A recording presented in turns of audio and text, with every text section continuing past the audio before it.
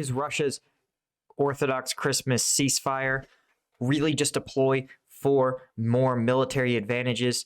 And is Russia still making dangerous progress around Bakhmut? I'm Paul, U.S. Army combat veteran. It is January 6th, 2023. This is your daily Ukraine update. Let's get into it. Okay, first, when we look at the control map, we can actually see there is a not insignificant change in control by Russia. You can see here they are actually advancing at a fairly rapid clip through Solidar. And, we discussed that the strong points in many of these lines are representative of urban areas form the strong points for this defense. And if Russia proves able to cut off Solidar and Krasnohora, it will go a long way towards surrounding Bakhmut. Now, it won't necessarily affect the troops defending Bakhmut's ability to get supplies. Those are likely coming in through Chasiv Yar, not through the more vulnerable north-south axis. But nonetheless, it will give more firing positions, more space to maneuver from going into Bakhmut. Now, when we look, you guys can see the advances they made. First off, Russian forces have completely seized Bakhmutsky, or nearly completely seized. No, I'm sorry, completely seized Bakhmutsky, and are using this urban or suburban network of buildings and roads to advance and surround Solidar. This is, by Russian standards, a lightning breakthrough. You can see they're still continuing pushing out of Yakovlivka and attempting to surround Solidar. This is as much territory as we've seen change hands in basically the entire Battle of Bakhmut so far.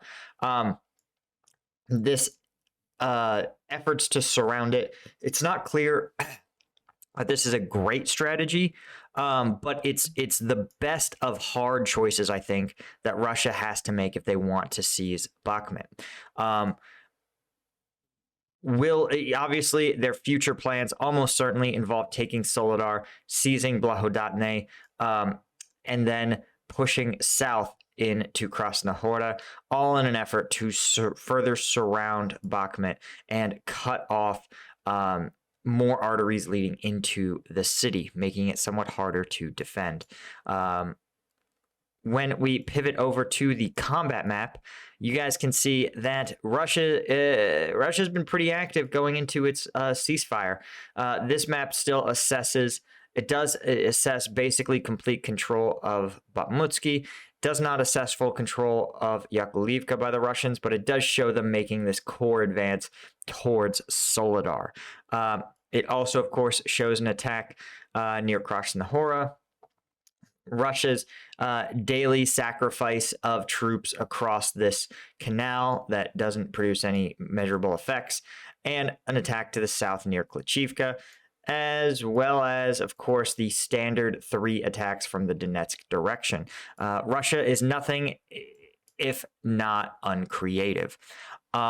When we look at some of this, we see that Russia's 36-hour ceasefire aligns basically with what they've been doing anyway, which is to say they've been making ground assaults for advancement, they've been stopping their ground assaults, consolidating their gains, and then 48 to 72 hours later, launching another series of ground assaults preceded by artillery strikes. And so Russia is simply trying to get Ukraine to not attack during their most vulnerable phase of operations, their consolidation phase. This is, of course, not lost on anybody. And we can see that Russia is really trying to make some level of gains, especially near Bakhmut, right? They really do, I think, need to show some kind of victory. And, Putin has asked for, right, this Christmas ceasefire, but when you ask, it's sort of like the 5-year-old's strategy. When you're about to lose the game of tag or the wrestling match, you immediately go pause, and then you try to reconsolidate whatever advantage, get away from the person, but as we become adults, we realize that when you're playing a game, you don't just get to pause the action when things are bad. Trust me, if you've ever played Escape from Tarkov, you know that when things are bad, they generally just get worse. That's sort of how it is here. And so Putin, just because he's at his most vulnerable phase in his attack cycle, his offensive cycle, doesn't mean that he gets to demand a pause. He certainly didn't pause for Ukrainian Christmas on December 25th. So it's unlikely that Ukrainian forces will even attempt to enforce this pause. Instead, it will just, if he decides to unilaterally pause, it's just going to mean that Ukrainian forces will get a brief break from shelling and will be able to launch offensive operations more effectively. What else is new and interesting? Well, the U.S. and Germany and France are sending infantry fighting vehicles. In fact, it seems as though many NATO countries, including France, Germany, are all sending their armored APCs, basically armored personnel carriers, that can move mechanized infantry onto the battlefield. And I think this is really interesting that the demand for these infantry fighting vehicles is so high. I suspect it's because it will allow infantry to advance without necessarily making them vulnerable or as vulnerable to artillery fire. Bradleys are tracked vehicles, so they can actually go off-road. And in many of these regions, you guys can see that there's a lot of open farm field, a lot of no man's land. So it can be an advantage because that can be really hard to mine.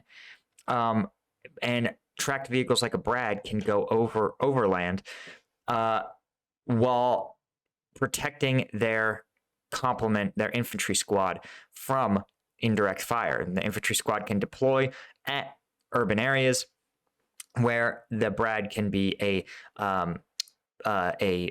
elevated support by fire position. So potentially, is it a game changer? Well, that's going to come down to how the Ukrainians use it.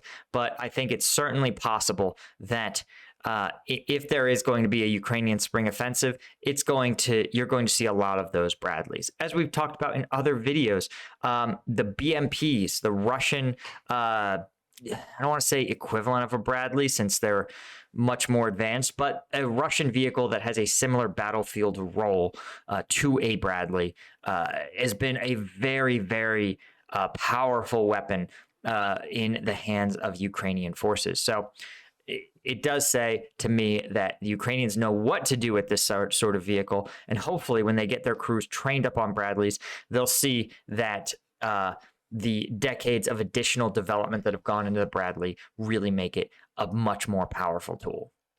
Anyway, guys, of course, if you want access to the uncensored combat video breakdowns, the kind that YouTube doesn't let me show you, all the viral stuff you see on Reddit and you see on non-YouTube video sites, I do those breakdowns on the Patreon. The link is in the description. And thanks so much to my Lieutenant tier patrons.